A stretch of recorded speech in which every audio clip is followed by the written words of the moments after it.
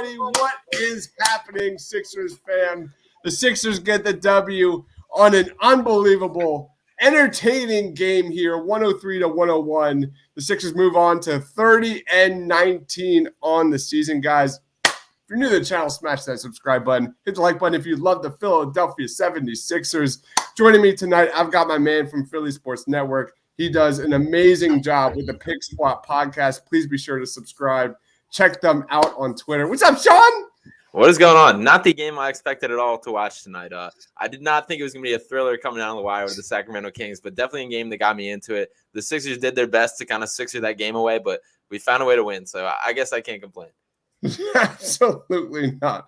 I'm going to share my screen here. How do we not start? This whole season has been about the Ben Simmons trade rumors. How do we not start out with Tyrese freaking Halliburton, who put on a show here tonight?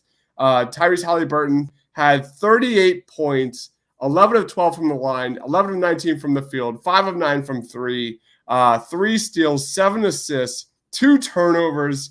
It really was the Halliburton show versus Maxey in that fourth quarter, man. That was a ton of fun. A ton of fun. Like the entire point of this game up until that fourth quarter was the Sixers' lack of a point guard. I was just screaming at the TV. It was obvious. Seth Curry point guard, it wasn't working. Tyrese Maxey, he needs to be more adamant about being involved in this offense. It is what it is. But that Tyrese Halliburton versus Tyrese Maxey fourth quarter show was amazing. We've heard a lot about Tyrese Halliburton in these Ben Simmons trade rumors. Dude, I'm going to ask you point blank. If Halliburton's heading back to Sacramento within the hour, are you pissed off right now? A little bit. I mean, the kid is awesome. I really think, going into this game, I felt like he was I've been very high on Halliburton, especially lately, and I just think he would be a perfect link between Embiid and Maxey. He would take so much pressure off Maxey to be a guy as a passer, and he can flat out score the basketball. I mean, that three to pull it within 2 points was absolutely ridiculous. Dude. From the corner there. We were talking in the living room, saying it looked like the Kawhi shot almost, like the angle and the way he hit that. And the Sixers could not play better defense on a lot of his points tonight. There were some crazy athletic finishes and things he did, and I had a pretty high bar for him going into this game, and he more than surpassed that. So very impressed by him. I'm so glad you brought that shot up. The last ball handler, playmaker that can make that kind of shot, I went to Jimmy Butler. Yeah, Jimmy Butler last time with a guy that can, with the ball in his hands, put his team on his back and make that kind of shot. I'm so used to Joel Embiid carrying this team all season long. I went to Butler, man. That was my first take, and I hear you with the Kawhi shot. I'd rather not talk about that. Yeah, I feel you. But man, guys, if you're watching us live, would you do that deal right now? Ben Simmons for Tyrese Halliburton, Harrison Barnes, all that. Let us know in the comment section below. I think we got to talk about Joel Embiid here. Struggled here in that first half. Joel Embiid, especially in that first quarter, not the best showing from Joel Embiid. Dude was double teamed constantly. Joel Embiid didn't hit his first bucket until 1:30 remaining here in the second quarter. And then you just saw it, man. Joel Embiid got pissed off in that third quarter. Absolutely pissed off. Eye of the Tiger, took over 17 points. He ended the night here. What was his stats? I'm going to pull it up. 36 points. He had 12 rebounds, 6 assists, 10 of 18 from the field, 14 of 18 from the free throw line. And that was basically his damage in the first half was all from the free throw line. What was your take? What was your kind of take from Joel Embiid tonight? Yeah, I mean, he was really getting whacked, in the first half especially. Those were earned free throws that him getting to the line. Mo Harkless got him a couple times. They were very physical with Joel. So those were earned free throws. I mean, you just feel it coming at this point. You just wait for the Joel switch to flip for him to take over. I don't think it should be brushed over. It's kind of a skill the way he paces himself throughout the game, gets ready, and just the growth and control of the game. The way he just wouldn't let the Sixers be out of the game, but was ready to just take it to that notch. It happens on pretty much a game by game basis, and I mean, this shouldn't be a game that came as close to as it did. This should have been a more comfortable win for the Sixers, but for Joel to just ensure that it isn't a loss, and that for a game that overall the team played very poorly to still come out on top is notable. Yeah. We have Tay Blackwell saying, after that performance, get us Tyrese Halliburton from the Kings. My man Quentin says, bleep the Kings. I absolutely love it. Darth Crew, how they won is beyond me. That was like the major takeaway, especially in that like first half, halfway through the third quarter. Like there's no way the Sixers should have been in that game whatsoever. Yeah. The Kings were awful, especially in that third quarter. Looking at my notes, you look at the lack of point guard play from the Sixers halfway through the third quarter. The Sixers point guards had 10 points and 5 assists in 38 minutes between Korkmaz and Tyrese Maxey. The defense was shit. The energy on defense was absolutely god-awful, especially halfway through this game. And then it just kind of flipped. You saw kind of Tyrese Maxey. Actually, I'll take it back. I want to throw it a little back. What was your take on Andre Drummond? Because I thought his energy in defense was really important in this game when a lot of this team was somewhat dead. Like Andre Drummond, I thought has been very good within, at the rim offensively. It's just one of those like underrated Andre Drummond games. Drummond ended up with just 3 points, 3 points, 8 rebounds, a block, a steal. But his defense at the rim was outstanding. Yeah, I thought it was a good Drummond game too. My favorite Drummond games are the ones which he just doesn't do too much, that he just stays within where we need him to operate, and that's where he's successful, and that's what he did tonight. The one block was terrific. That was on Halliburton. Yeah, Halliburton, a pretty ridiculous block. But that's valuable as like a backup center. Like I not to circle it back to Dwight Howard, but just the Dwight without the fluff is such like a beautiful thing to me. And that's sometimes what we see with Drummond. I thought tonight was one of those nights. And I mean, he just did his job. A guy that he's been very just about his business this year, which I do respect, in the way he just comes in, does his thing, and goes. So I was happy with the performance. There weren't any of the too much flashy passing or too much else going on, and helped the Sixers a pretty good deal. Absolutely. Mango Gangos. That's an awesome name. I'd still hold out for Harden over Halliburton, but Halliburton might still have an all-star ceiling. There was a moment where Tyrese Maxey was amazing in this fourth quarter. He had a floater. He assisted Drummond amazingly to the basket. Then he had a steal and bucket in transition, which really put the Sixers up for good, up 3 points. And I remember I put out a tweet like Tyrese Maxey to Tyrese Halliburton, like, look at me, I'm the captain now. And sure enough, Tyrese Halliburton drains a 3-pointer from like 5 feet outside of the 3-point line. That was a show, man. That was an absolute show. But I get you, Mango Gengo. Hallie's still not consistent enough.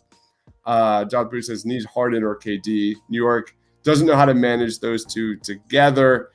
So that's like the main question is, do the Sixers not allow Tyrese Halliburton back to Sacramento after this game, knowing how well he shoots from 3, the playmaking, that was my main takeaway from this game was the Sixers, don't have point guards that can, distribute the ball and get guys open shots, and B, they get eaten alive from point guards just getting into the paint. I saw that again and again. When you have I love Tyrese Maxey, but when you have a Seth Curry, Tyrese Maxey backcourt, they bite on the guy going into the paint, leaving wide open perimeter shots again and again and again. That's just things I have seen. So a Maxey Seth Curry backcourt, I don't know if you can live with that given their defensive inefficiencies. So any take on that, man? Real quick thoughts before you move on. Curry specifically is the guy that jumps off to me as defensively just is so much of a zero in that category. And even when we think back to the playoffs last year, not to break open to wounds again, but as people that are frustrated with Matisse for the lack of offense, I feel the same way about Curry, just than the fact that he really cannot defend. And tonight he was getting cooked by Davion Mitchell a good bit. Another reason why Halliburton was so good tonight is both those guys are winning the matchup in the backcourt. But I don't have long-term faith in Curry as a defender. Like Kevin Huerter was killing us in that Hawks series, and we needed Curry on the court because of how great he was on offense. But it's like Kevin Huerter should not be a guy killing anyone and on a one-on-one kind of role like that. And I just think that comes on a regular basis. And I mean, obviously the way he scores is so important for this team, and is so like offensively is so involved with the 2-man game with Embiid. But I do have legitimate long-term concerns with Curry as far as being able to guard, especially when we talk about postseason. And as far as the kind of Halliburton talks a little bit, like he very much fills a lot of what the Sixers are missing. Like when you really look at like the issues, I mean, you've acknowledged the passing, the playmaking. He's got good size. He would take some defensive responsibilities off Maxey as far as being allowing Maxey to take the true point guard. Halliburton's big enough to guard a guy a little bigger. And I mean, there's a lot to like. I've never fully believed that the Maxey and Curry backcourt is, I guess, built to fully contend. And I still think Curry specifically like can be successful in a more limited role and a guy off the bench, and like there's a place for him, absolutely. But I do think that the lack of defense between the two of them, and mainly just size, is the biggest thing. It is a legitimate concern. Yeah, Curry struggled tonight. 2 of 7 from 3-point range, 8 points. He was a -1 tonight, 5 assists. He had 2 turnovers. The entire team, the amount of turnovers was absolutely astronomical, especially in that first half. They have 13 turnovers in the first half to 11 assists. It was not a good brand of basketball here, but they turned it around. The Sixers outscored the Kings here 53-39 in the second half. All good stuff. Some quick comments. Ben Simmons still has a higher ceiling. Are we talking Call of Duty? I'm not really sure. Let's go to Darth Bruce. Has anyone asked Doc what he could have done better? My man Austin got killed for that. Yeah. I thought it was so funny playing the Spurs the next game too. I wanted so bad somebody to ask Popovich the same question, but didn't happen. Was meant to be. That was embarrassing. The fact that you compare yourself to Doc or Pop, and then like your previous championship was with 3 of the best players of all time 20 years ago. Mm-hmm. And you're 4 rings short of the guy you're comparing yourself to. Five championships and 1 championship is a very different conversation. Yeah, we were having a good laughs at that one. No question about it. Quinn says often when I'm about to read about Curry's defense, he hit a couple of threes and I delete my tweet. Yeah, his defense is a problem. I mean, Seth Curry's numbers are terrific offensively. We all know what Seth Curry is about. You got him for peanuts for what? Josh Richardson. He is a terrific offensive player, but at the end of the day, when you're trying to win a championship, and you're weak, when you're only as good as your weakest link defensively, there is a thing to talk about there. Dark Bruce, yeah, go ahead. It's also like it's stuff he can't do a lot about too. Like it's not like a defensive IQ thing, not an effort thing. He's just too small. He's got shorter arms and just isn't very explosive athletically, isn't particularly quick. Like it's just all things that in a matchup can be capitalized on, which in part I feel bad for him because it's like there really isn't a lot you can do to like make this better, but that's kind of you take the good with the bad with it. Yeah, Darth Bruce says the days of defense only went with Rodman retiring. I'll throw it right back to you, man. That Detroit Pistons team with Tayshaun Prince and Ben Wallace and Rip Hamilton and Chauncey Billups, man, I love that team. That was one of my probably low-key favorite squads of my life. I love watching that team play basketball. Absolutely. Mango Gango says Halliburton healed Barnes and a first-round pick for Simmons and Harris. That's probably the best deal available, but Kings want Tease too. So let's move on. Let's go into a little bit on Tobias Harris. I want to talk to you a little bit about Tobias Harris. 32 minutes tonight, 7 of 12 from the field. He had 16 points. He was a 0 plus minus. He had 8 boards, 3 assists. Little over dribbling a little bit, unlike we've seen over the last few games. But there were definitely moments from Tobias that I really liked, especially in that first quarter. Man, when that guy is decisive, when that guy gets the ball with one dribble or less, makes a move, gets into the paint and converts, his inside the paint numbers are through the roof in January. His catch and shoot numbers in January from three are through the roof, like 46+% compared to what it was like. It was terrible. It was like maybe not. I don't even know if it was 30%. It was bad. So Tobias Harris had a pretty efficient game. What was your take on Tobias Harris? Yeah, I mean, you hit the nail on the head as far as when he's decisive, he's a completely different player. When he's using off the catch and shoot, off one dribble, that it's just vastly different how impactful he is as far as what he does. I think tonight was a fine game out of Tobias. It wasn't anything crazy. It's still definitely better than the what we've seen previous in this season.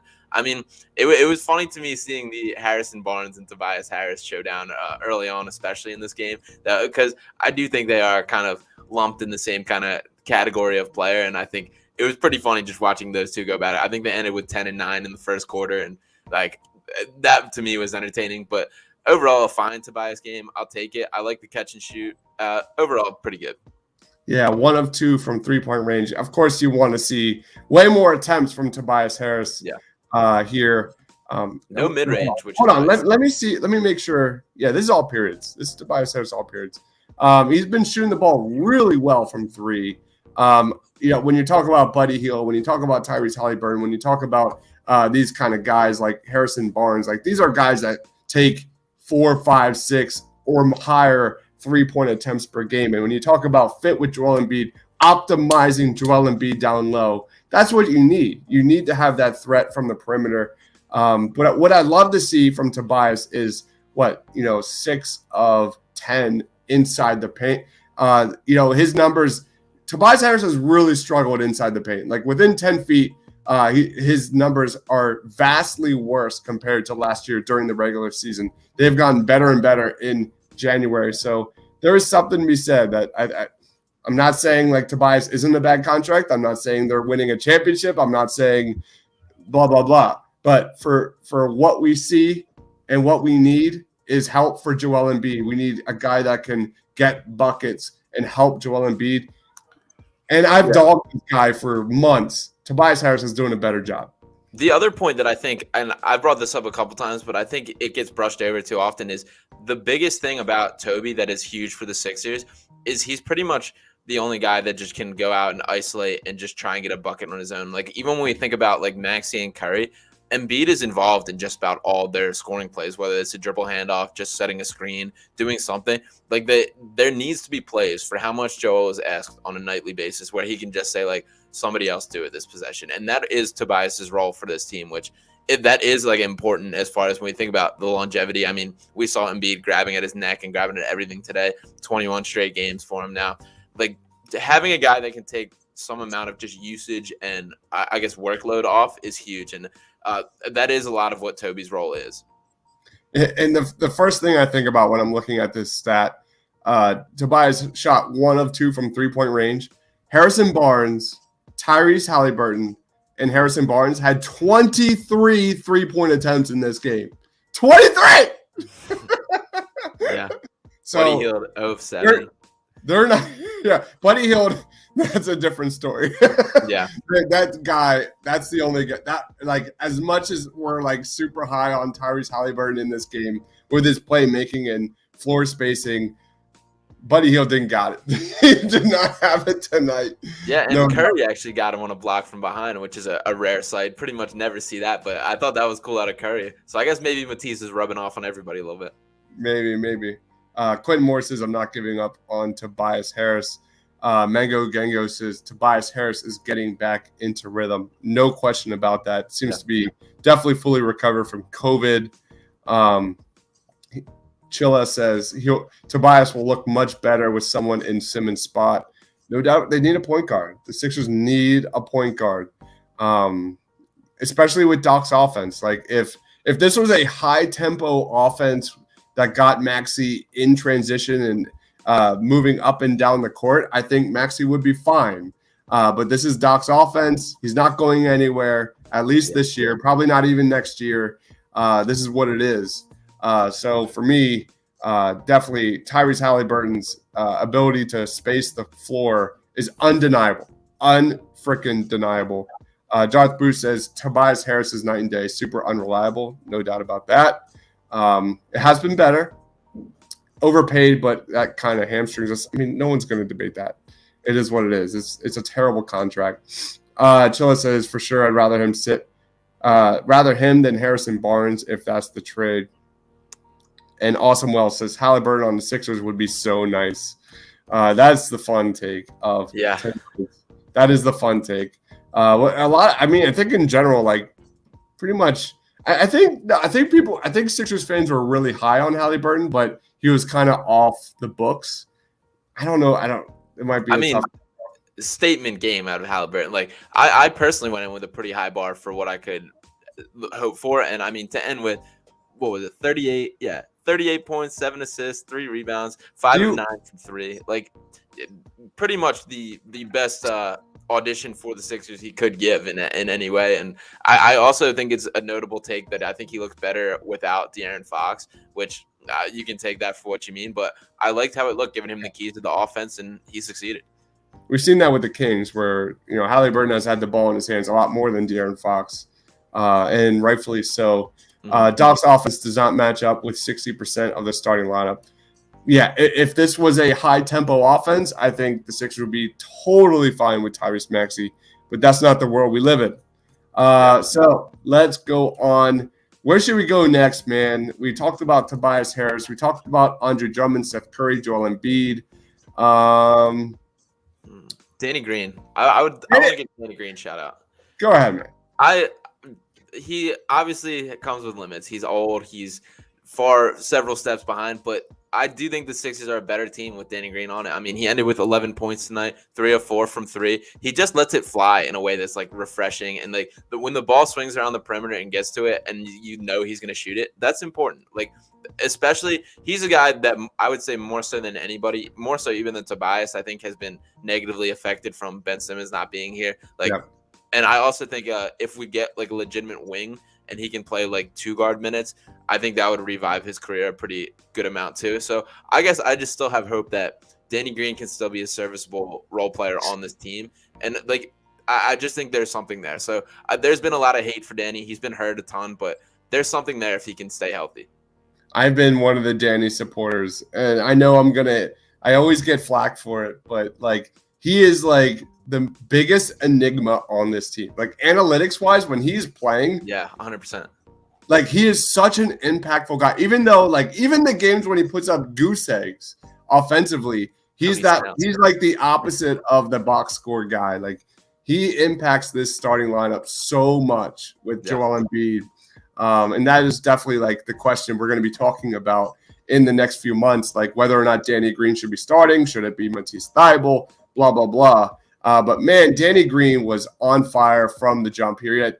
Danny Green had 8 points in less than 4 minutes in the first quarter. I love the 0 hesitation from 3. That is something the Sixers absolutely need. And the Sixers, I mean, you saw it tonight. Joel Embiid was getting double teamed constantly, and the Sixers were just bubbling the ball, man. They just could not handle the rock, and it just did not happen. Chunky says, DG, you have to at least respect and step out. The guard is 3. Absolutely.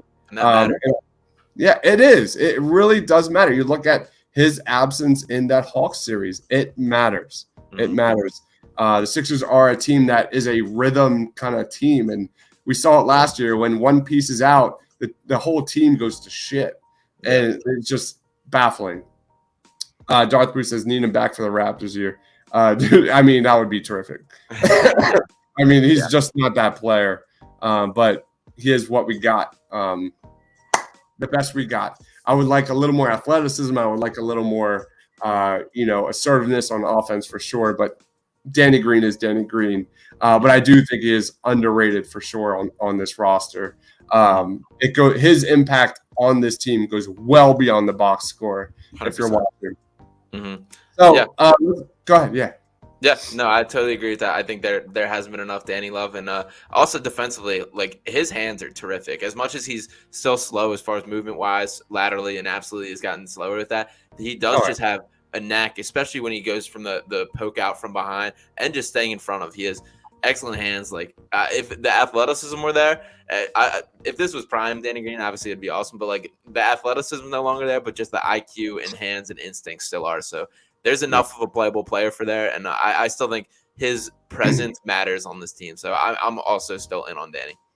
It is what, like, I would like an upgrade over Danny Green, of course. Is he worth the contract? I don't know, but he is what we got, and it's just I think the hate on Danny Green is just lazy. I think it's just lazy. Shadow Steve says, I get the Harden thing, but Morey needs to call the Kings back.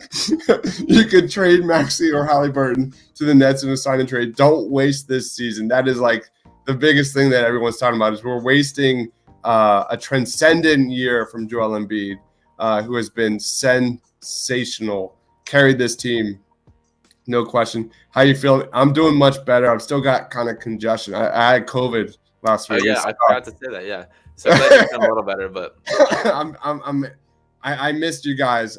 It's good to be back. It's really good to be back. So COVID hasn't stopped your beer drinking. Cheers, Dark Phil. Absolutely not. You know me, man. We keep rolling here. Show must go on. Mango Gang, I think the crux of Morey's calculation is that if he moves Ben before going for Harden, then he must give up Maxey in the offseason. I think Daryl Morey has handled this masterfully. I think he has done a terrific job managing everything going on. If you've been watching these shows, we've been saying James Harden a lot on this. Waiting for James Harden, optimizing this roster with more tradable assets moving forward. So, real quick, man, is that your take? Like, where are you at with this whole Ben Simmons thing?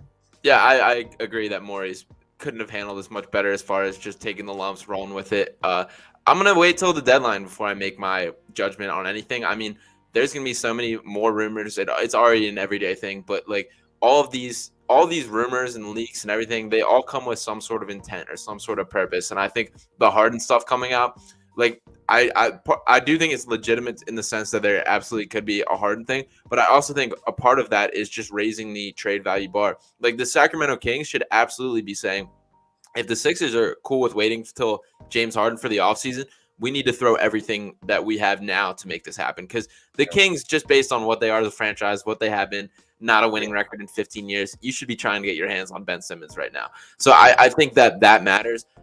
Personally, I'm more in on Halliburton than I guess I would expect it. I would be. I would value a firm can get Halliburton right now over a chance at Harden because there's still so much up in the air in that. Like I think at the end of this season, depending on how the Nets season goes, will change everything. Like the Nets could win a title this year, and all of a sudden Harden says, "This is the spot for me. I love it here." So I guess I'm very cool with like the smoke continuing with that, and James Harden obviously would be awesome here, but I am not solely relying on that. I still would prefer a deal to get done in the deadline if the right offer is there.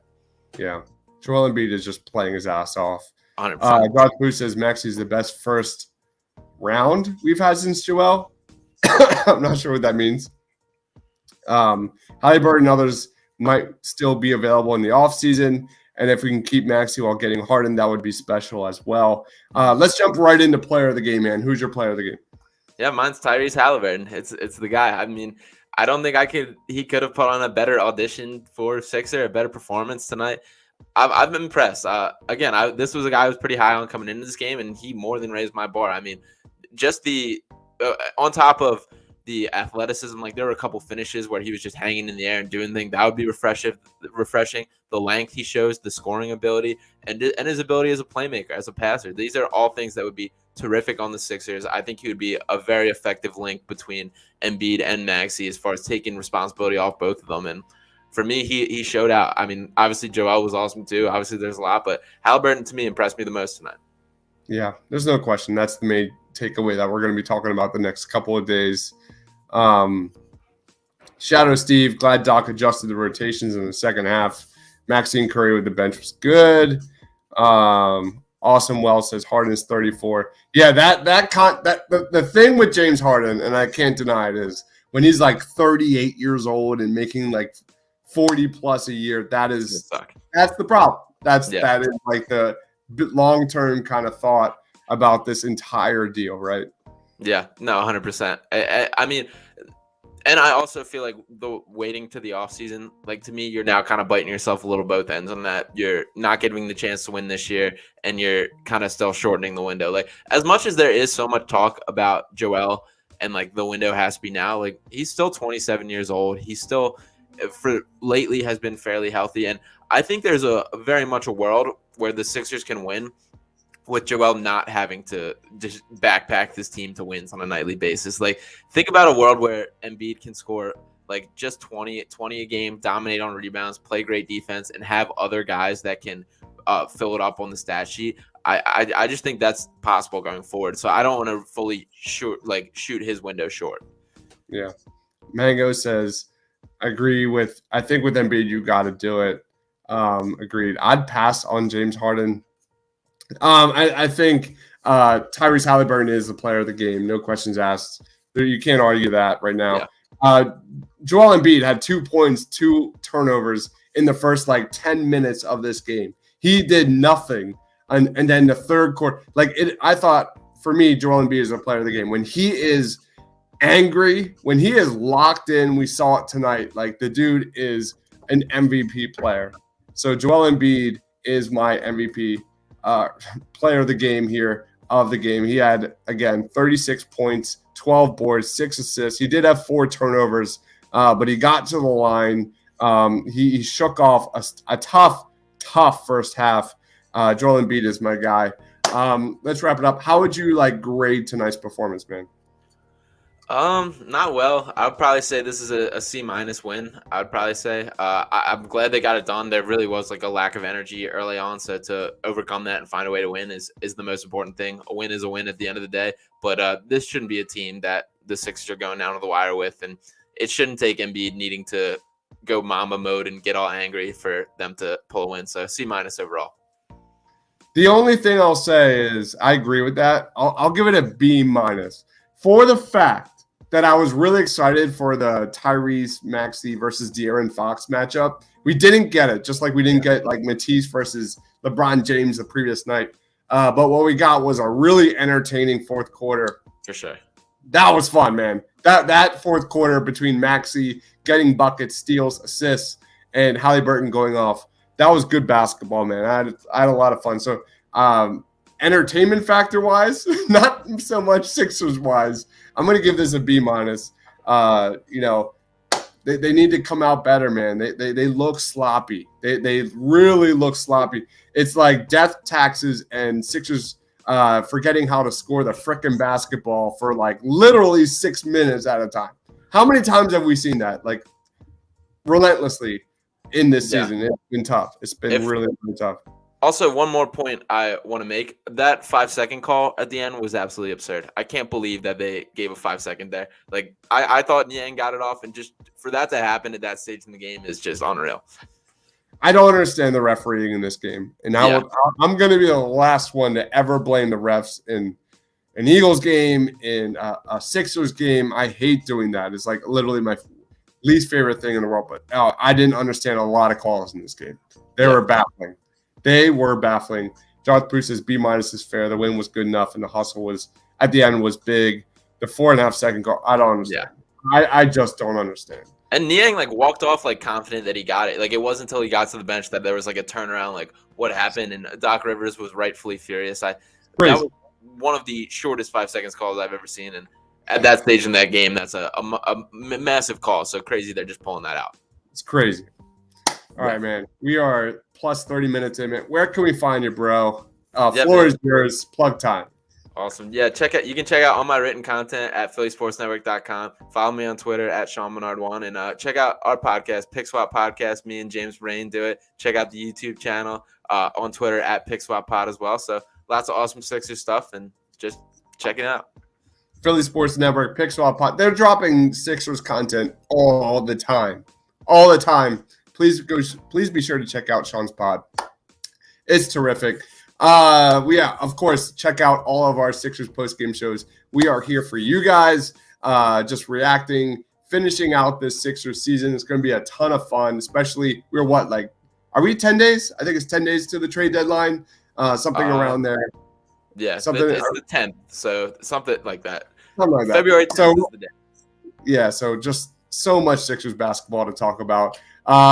Also, NFL draft. I did my 5th mock draft last night. I did my 5 prospects to watch with the upcoming Senior Bowl literally within a week. And we've got a ton of NFL draft content. I've got linebacker rankings, cornerback rankings, wide receiver rankings, quarterback rankings, and I'm missing one, edge rusher rankings. So just that is like literally my baby. So there's going to be a ton of NFL draft content coming your way, especially this week because this is Senior Bowl week, practices. This is the biggest Eagles draft arguably ever. They have to knock this one out of the ballpark. It's going to be a ton of fun. So again, please follow my man Sean on Twitter at Sean_Bernard1. Does the Philly lead writer for the Sixers at Philly Sports Network. Check out all of his content there. It's amazing. And of course, the Pick Swap Pod. What is the handle for a Pick Swap Pod? At Pick Swap Pod on Twitter, and then just Pick Swap Podcast on YouTube. Awesome stuff, man. Check that out, please, guys. Share the love here at the Panel As we share the love. Like this is what we do. So for Sean, for myself, Sixers get the W. Thank you, everyone, for watching. All the comments. Please be sure to smash that like button if you're watching. Hit the subscribe button if you're watching us for the first time. For Sean, for myself, stay awesome. Everybody.